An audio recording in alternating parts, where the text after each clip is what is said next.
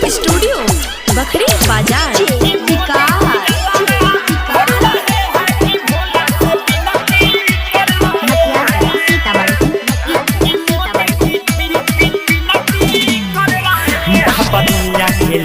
बचाई हो ना तो के तोहरी राउर पूजाई हो पापा दुनिया के लिए बचाई हो ना तो के तोहरी राउर पूजाई हो। नहीं चाहे चांदी सोना दूध कही दी करो ना, नहीं चाहे चांदी सोना दूध कही दी करो ना, सब इहे कह रहा है।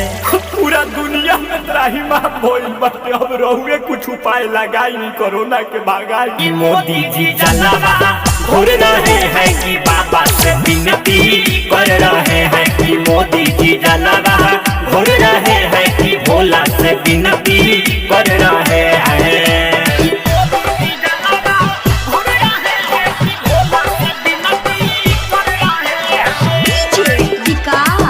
Recording by Kohinoor music studio Bakhri बाजार।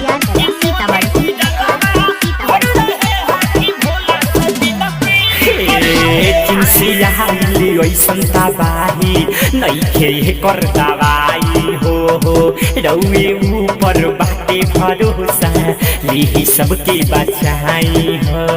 ए बाबा हम कोनो उपाय लगाई, चिंसी आई संताबाही नहीं खे कर दवाई हो रउए ऊपर बाटे भरोसा ली सबके बचाई हो। लॉकडाउन शहर पैसे निकली बाहर, लॉकडाउन बा शहर पैसे निकली बाहर, सब लोग डर रहे हैं। हे बाबा आज ले ऐसा कबो आपदा महामारी अब बीमारी ना देखनी हमनी जाओ बाबा। कि मोदी जी जलावा घूर रहे हैं कि बाबा से विनती कर रहे हैं कि मोदी जी जलावा घूर रहे हैं कि भोला से विनती कर रहे हैं।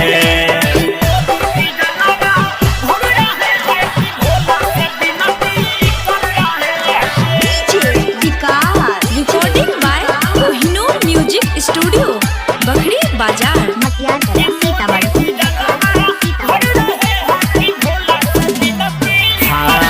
तीनों लोक के स्वामी हाई रउआ भोलेनाथ हो केतना लोग भइल जाता दुनिया में अब अनाथ हो।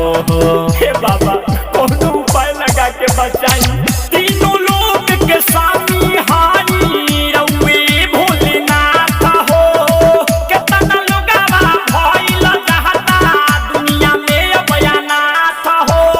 चंदन क्रांति अब कई दी शांति, सोनू नीरज क्रांति अब कई दी शांति, अनिल आनंद कह रहे हैं। कोई देखी सुभाष भैया के राहुल निहोरा पर निहोरा करो तारे दिलीप हो।